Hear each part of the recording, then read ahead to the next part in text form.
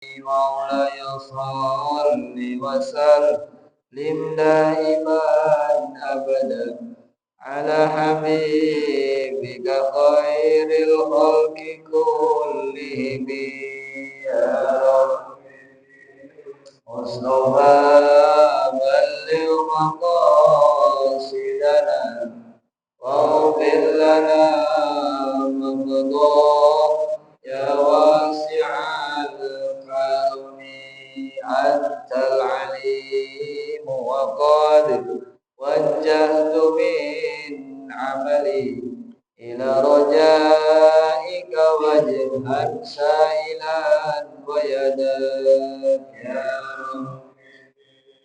مصطفى بلغ مقاصدنا واغفر لنا مرضاه يا واسع الكرم اللهم صل وسلم وبارك عليه وعلى آله. Bismillahirrahmanirrahim. Alhamdulillahilladzi an'ama alaina bil iman wa hadana ila dinil Islam.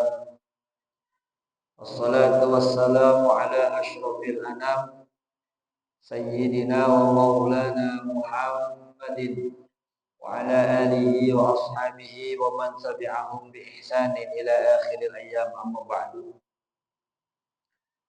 Al-mukarramun, para alim ulama, para sepuh bini sepuh, segenap pengurus DKM Masjid Jami Al-Muttaqin rahimakumullah.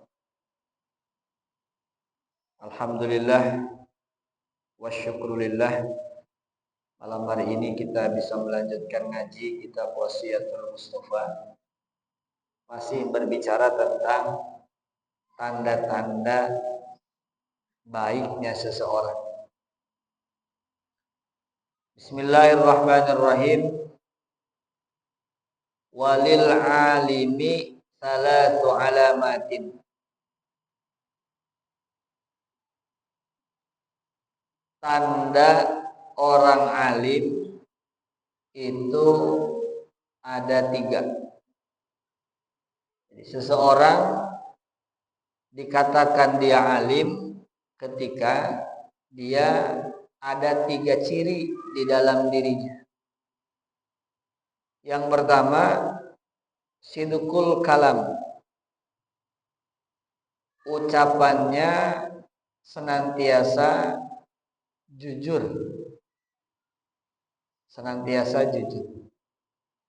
Tanda orang alim itu yang pertama, ketika dia sadar bahwa setiap ucapannya itu pasti akan dimintai pertanggungjawaban.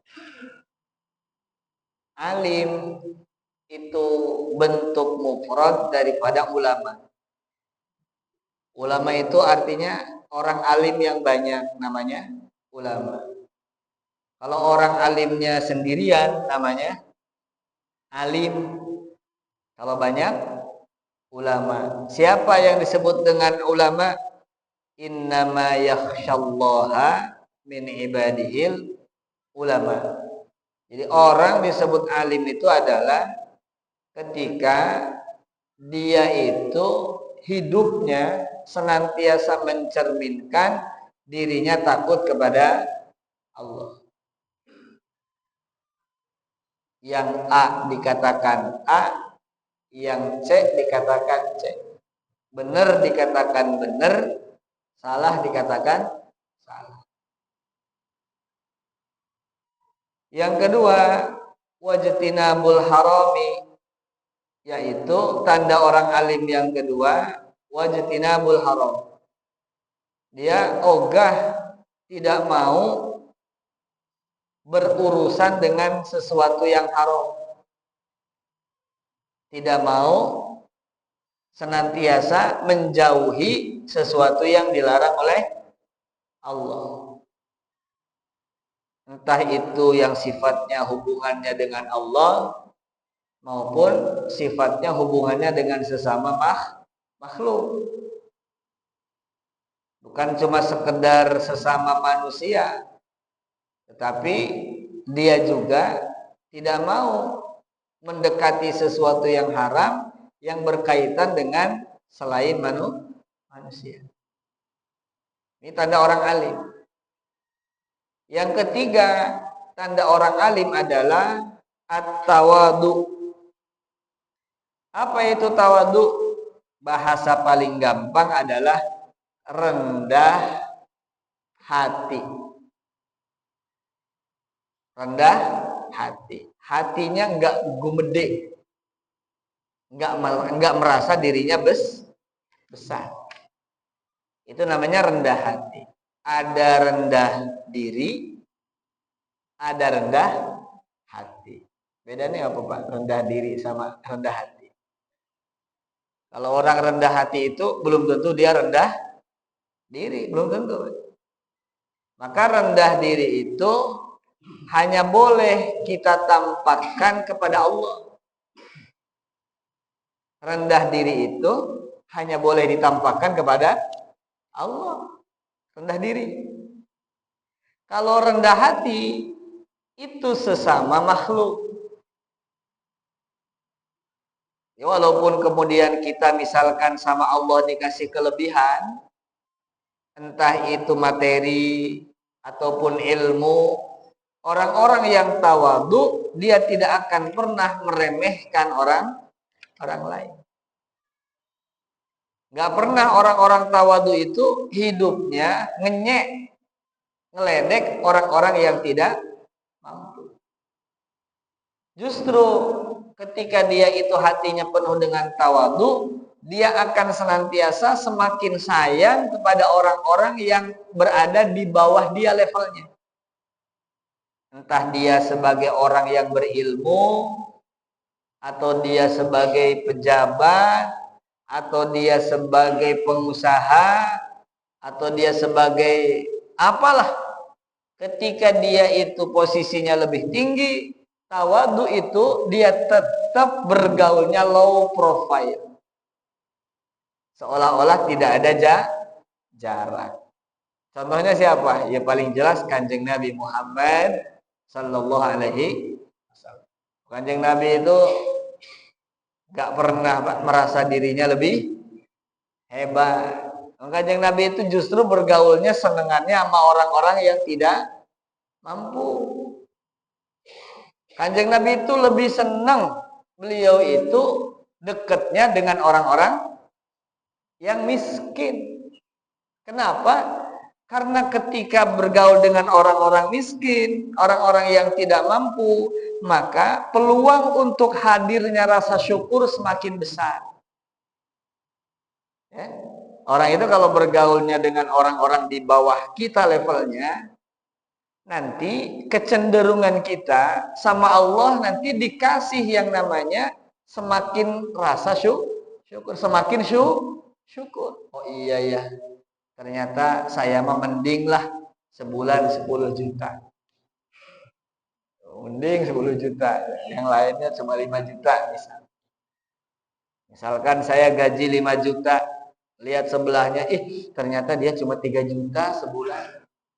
Jadi ketika dia gaul dengan orang-orang yang berada di bawahnya, yang ada dia nanti tambah sayang. Rasa empatinya akan terbangun. Berbeda dengan kalau kita bergaul dengan orang-orang yang di atas kita levelnya, Pak. Itu nanti ke bawah juga kita, Pak. Ada satu cerita, ini ceritanya di tempat saya di Papanggo. Itu ada anak, mohon maaf tuh, ada anak, dia itu sekolahnya saat itu di SMA. Nah, SMA itu kebetulan di sekolah itu yang sekolah rata-rata orang elit. Bukan ekonomi sulit, bukan. Tapi betul-betul orang kaya, orang gedongan. Orang-orang sugih, orang-orang kaya. Delalahnya anak ini dapat sekolah di situ. Dapat sekolah di situ. Dia bukan orang kaya, Pak. Dia itu hanya tukang bubur sumsum Pak. Berapa sih? Di gerobak Pak. Gerobak sumsum. Karena dia gaul dengan anak-anak, dengan teman-temannya yang tajir-tajir, maka pikirannya ke pola. Pikiran dia ke pola, kebentuk oleh pergaulan. Akhirnya apa? Sama orang tuanya, dia nggak ngelihat orang tuanya itu bukan orang kaya. Dia nggak peduli. Pokoknya beliin saya sepatu yang bagus, beliin saya tas yang bagus, beliin saya baju yang bagus. Biar apa? Biar setara dengan teman-temannya. Itulah maka di dalam ilmu psikologi, di dalam ilmu sufi, yang namanya tabiat itu nular, Pak. Tabiat itu nular. Ketika kita tabiatnya buruk, lalu kemudian kita gaul dengan orang-orang yang tabiatnya baik, maka tabiat buruk kita lambat laun akan kekikis dengan tabiat baiknya yang ada di lingkungan kita. Begitupun sebaliknya, ketika tabiat kita itu baik, dalam arti soleh lah, pokoknya orang baik, orang soleh, terus lingkarannya, circle-nya adalah orang-orang yang tidak baik. Lambat laun kebaikannya juga akan hilang, ganti dengan tidak baik. Insyaallah, Pak. Itu orang tawadu itu begitu. Maka orang tawadu itu dia nggak mau, Pak, bergaul dengan orang-orang yang wah gitu enggak. Justru orang-orang tawadu itu lebih senang menyembunyikan dirinya. Tapi hati-hati, Pak. Setan itu yang namanya nafsu itu cerdas. Ada orang yang mengaku dirinya tawadu, tapi justru ketika dia mengaku dirinya tawadu, justru dia adalah orang sombong. Ketika dia merasa saya udah tawadu, justru rasa bahwa kita itu sudah tawadu, kita sudah rendah hati, itu justru adalah permainan nafsu. Maka jangan akon-akon, jangan ngaku, jangan ngaku-ngaku saya udah menjadi orang yang rendah hatinya. Jalani saja sesuai dengan kesadarannya. Apa kesadarannya? Kesadaran kita adalah bahwa di atas langit ada langit. Kira-kira begitulah kalau bahasa Indonesianya. Di atas langit ada langit. Mentok-mentoknya, kalau memang dia itu sudah paling mentok, di atas orang mentok itu ada Gusti Allah. Udah mentok dah udah. Kalau di dalam Quran itu wa fauqa kulli dzi ilmin alim. Di atas orang-orang yang dia punya ilmu itu ada al-alim. Apa alim? Pihak yang sangat berilmu. Misalkan saya katakan alim. Katakan saya alim, saya bisa. Saya bisa apa? Misalkan saya bisa fikih. Tapi fikih yang saya kuasai itu pasti akan ada orang yang dia lebih di atas saya fikihnya. Gitu loh. Paham ya? Di atas orang yang di atas kita itu pasti ada yang lebih pintar lagi terus. Mentoknya nanti Gusti Allah.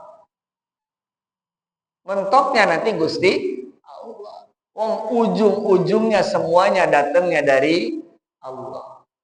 Iqra wa rabbukal akram alladzi 'allama bil qalam. 'Allamal insana malam ya'lam. Allah yang mengajarkan kepada manusia segala sesuatu yang dia tidak ketahui. Oh, nyatanya saya kan belajar, Pak. Saya kan sekolah.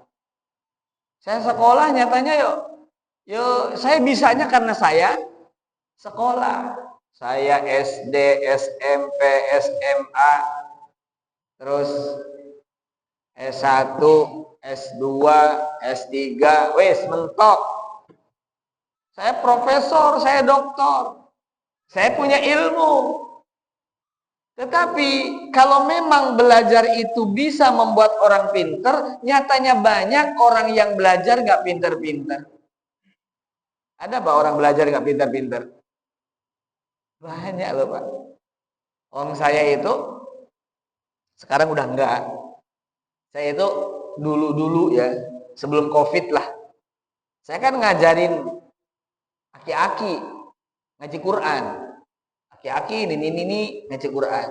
Aki-aki yang udah tua Pak, udah ngaji gitu. Nenek-nenek yang lidahnya udah pada kaku ya, itu diajarin nggak bisa-bisa. Katanya yang namanya belajar bisa pintar, kok nyatanya nggak juga. Dari situ artinya apa? Bahwa seseorang itu menjadi berilmu bukan semata-mata karena dia mencari ilmu, tapi memang betul-betul pemberian Gusti Allah. Alladzi allamal insana malam ya'lam. Allah yang mengajarkan kepada kita sesuatu yang manusia itu tidak tahu. Hanya ketika Nabi Adam itu setelah selesai sempurna semuanya jasmani rohaninya, kata Allah, wa 'allama Adamal asma'a.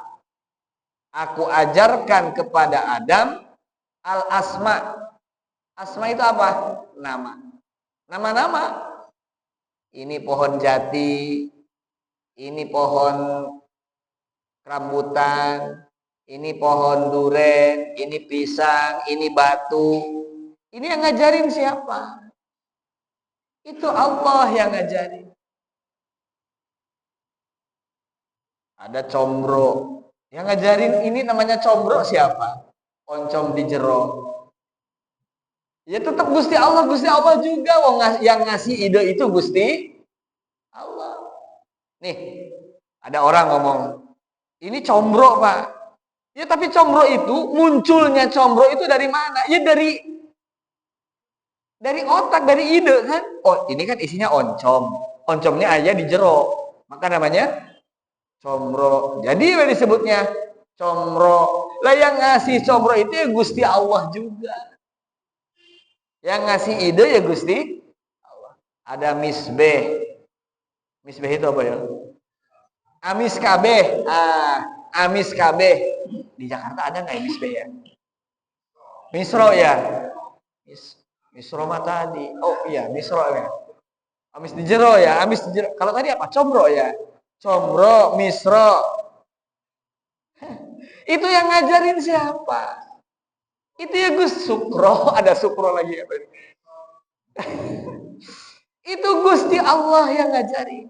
Maka orang-orang yang paham, tadi dikatakan, orang-orang berilmu, dia tandanya hidupnya gak bakalan sombong. Karena dia sadar bahwa yang ada di dalam hidupnya, hakikatnya adalah pemberian Allah. Tidak ada yang bisa disombongkan. Kira-kira kayak model kita jadi tukang parkir lah, kira-kira begitu. Kita punya mobil, punya rumah. Itu ibaratnya kayak kita tukang parkir di mana? Di Alfamaret misalkan. Atau kita tukang parkir di pasar. Nah itu kan mobil bukan punya dia, tapi titipan, nitip apa yang mau disombongin sama orang tukang parkir? Nih gua mobilnya banyak nih. Ya kan enggak ada yang bisa disombongin sama tukang parkir. Apa yang mau disombongin sama tukang parkir? Kalau mobil bukan punya dia, gitu. Orang-orang yang dia itu berilmu, maka dia akan sadar. Sadar dengan ilmunya, dia akan tawadhu. Setelah dia sadar dengan ilmunya, maka dia nggak mau melakukan hal-hal yang haram. Dia akan senantiasa menjauhi sesuatu yang haram. Karena apa? Yang haram itu pasti akan mendatangkan bencana yang kita kenal dengan dosa. Pasti akan terkena dosa. Nah, dosa itu apa? Dosa itu sesuatu yang membuat hati kita itu gelisah, Pak. Jadi kalau kita melakukan perbuatan, kok di hati gelisah, itu tanda bahwa perbuatan itu dilarang. Perbuatan itu ketika perbuatannya tidak baik, maka pasti akan melahirkan kegelisahan, Pak, takut dan lain sebagainya. Pasti. Karena yang namanya hati tidak akan pernah bohong. Coba Bapak tanya sama anak-anak yang suka malak gitu, sama suka copet misalkan. Tanya aja, saya mau nanya sama kamu, emang kalau nyopet perbuatan bagus ya? Pasti jawabannya enggak kok. Pasti mereka jawabannya enggak. Cuma karena mereka sudah kadung menjadi kebiasaan, akhirnya apa? Ketutup rasa itu. Rasa gelisahnya ketutup karena sudah menjadi kebiasaan. Tapi ketika akal sehatnya itu muncul, dia akan sadar bahwa oh ternyata perbuatan ini nggak bagus. Ya, tanya apa sama orang-orang yang nggak suka sholat. Kalau emang dia Islam, benar-benar Islam loh Pak ya. Tanya sama orang yang nggak suka sholat. Kalau emang dia Islam beneran, ente kok nggak suka sholat? Ente tahu nggak sholat itu wajib? Iya. Terus kalau nggak sholat, ya dosa. Dia tahu pasti. Ya, walaupun dia nggak sholat, dia tahu bahwa sholat itu ketika tidak dilaksanakan maka jadi dosa. Kenapa masih tetap nggak sholat? Karena udah ketutup. Itulah khotamallahu ala qulubihim wa ala sam'ihim wa ala absarihim gishawa. Hatinya sudah dikunci oleh Allah. Harus dibuka dulu. Dibuka dulu. Siapa yang bisa ngebuka? Ya dia. Yang ngebuka siapa? Dia. Dianya sendiri yang harus ngebuka. Gak bisa, orang lain gak bisa. Nah, terus bagaimana dianya? Dia kalau dapat hidayah. Kalau dianya dapat hidayah. Wah, kalau begitu bagaimana dong Pak agar dapat hidayah? Cuma satu.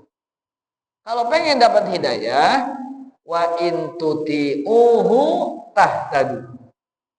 Kalau kita ingin senantiasa mendapatkan hidayah dari Allah, jadilah orang yang taat aturan Allah. Jadilah orang yang taat aturan Allah. Kata Allah, sholat sehari semalam 5 kali. Ya sudah, ikuti saja dulu sholat sehari semalam 5 kali. Terus ikutin dulu aturan-aturan Allah. Nanti lambat laun hidayah akan muncul. Makanya ada hidayah, ada taufik. Kalau taufik itu bentuk nyatanya, Pak. Bentuk nyata dari sebuah keyakinan. Itu namanya taufik. Kalau hidayah itu petunjuk. Misalkan ke Sunter kanan, ke Bugis kiri.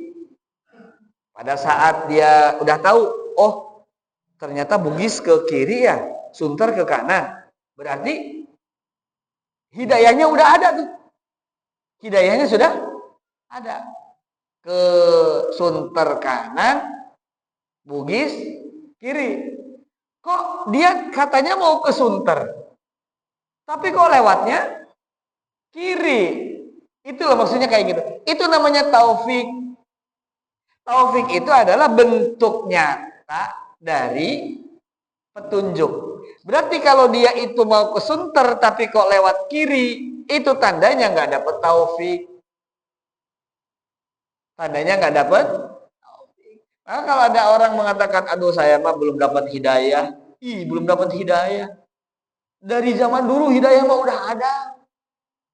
Sholat itu hukumnya wajib, makan riba hukumnya haram. Itu tuh petunjuk tuh. Tapi karena kita itu buta, petunjuk itu nggak dibaca. Petunjuk itu nggak dipakai.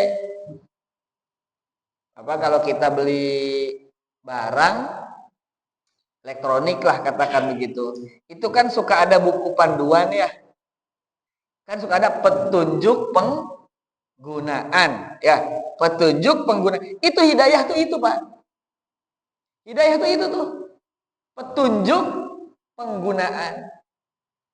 Loh, kalau dengan kita apa hubungannya Pak petunjuk penggunaan? Ya petunjuk penggunaan kita apa? Mata kita buat apa?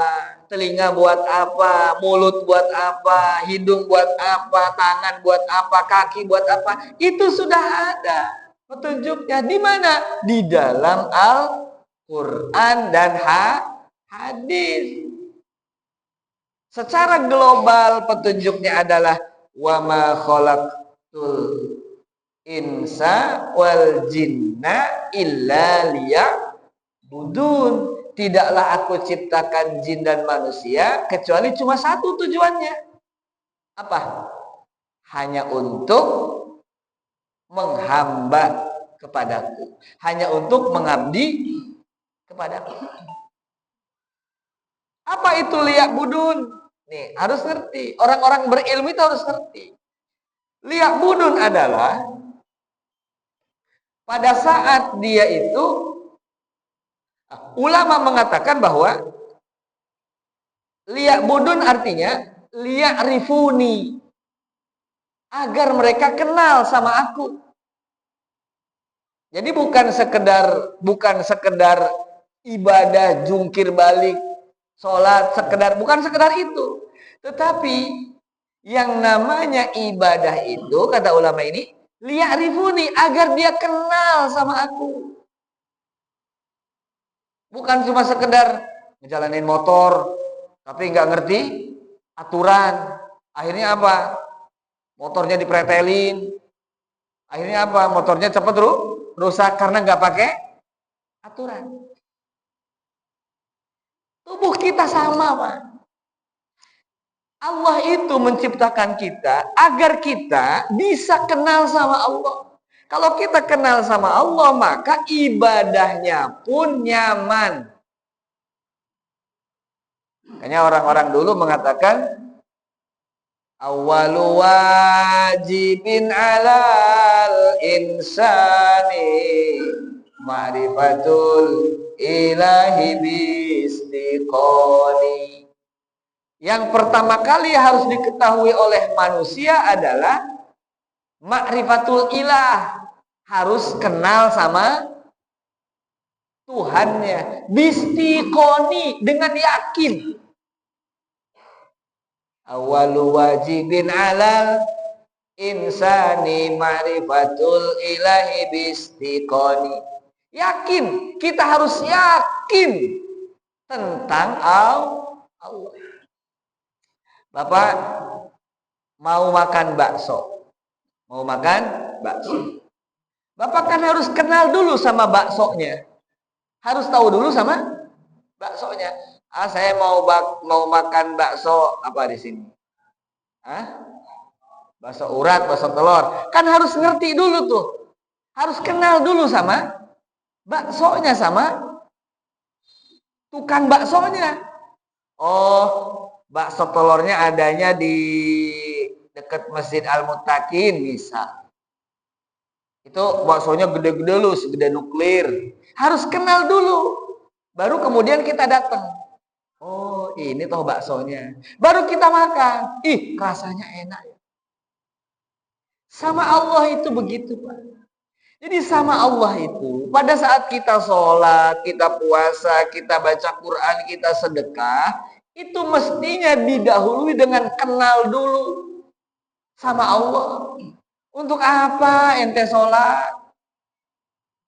Untuk apa ente puasa, untuk apa ente baca Quran dan lain sebagainya? Oh, ternyata sebagai terima kasih saya sama Allah. Karena Allah baik banget sama kita. Kira-kira begitu dah. Baru kemudian kita syariatnya jalan. Kenapa kita kok begini-begini aja? Karena kebanyakan dari kita ibadah itu kebanyakan hanya menggugurkan kewajiban. Bagus Pak, bagus itu pun bagus. Bukan nggak bagus, bagus. Tapi kelasnya hanya kelas TK, kelas SD lah. Nggak naik-naik nanti. Sementara kalau anak lulusan SD, itu nggak ada yang bisa diandelin. Apalagi ketika harus bergaul dengan masyarakat. Maka harus naik levelnya. Harus SMP, SMA, S1. Biar dia menjalani kehidupan itu rapi. Nah, orang alim harus begitu. Kita ke Allah itu harus kenal dulu sama Allah. Bagaimana mengenal Allah? Maka Kanjeng Nabi Muhammad SAW dakwah yang paling lama di Makkah. Di mana? Di Makkah. Berapa tahun? 13. 10 tahun di Madinah. Di Madinah cuma tinggal ngejalanin. Ngebabak-babak di mana? Di Makkah. Gimana ngebabak-babaknya? Akidahnya. Inilah hebatnya para funding, para pendiri bangsa kita. Yang nyanyian itu loh. Bangunlah jiwanya, bangunlah badannya. Apa kesananya? Bangunlah jiwanya, bangunlah badannya untuk Indonesia Raya. Gitu ya. Kenapa bukan bangunlah badannya dulu? Kenapa para pendiri itu memulainya dengan kalimat bangunlah jiwanya? Makrifat, tauhid itu jiwa. Tauhid itu jiwa. Bangun nasionalisme, rasa cinta, patriotisme di dalam diri bangsa Indonesia. Bangun nasionalismenya, patriotismenya. Sehingga nanti mereka cinta dengan bangsanya. Ketika mereka nanti cinta dengan bangsanya, maka mereka akan menjadi bangsa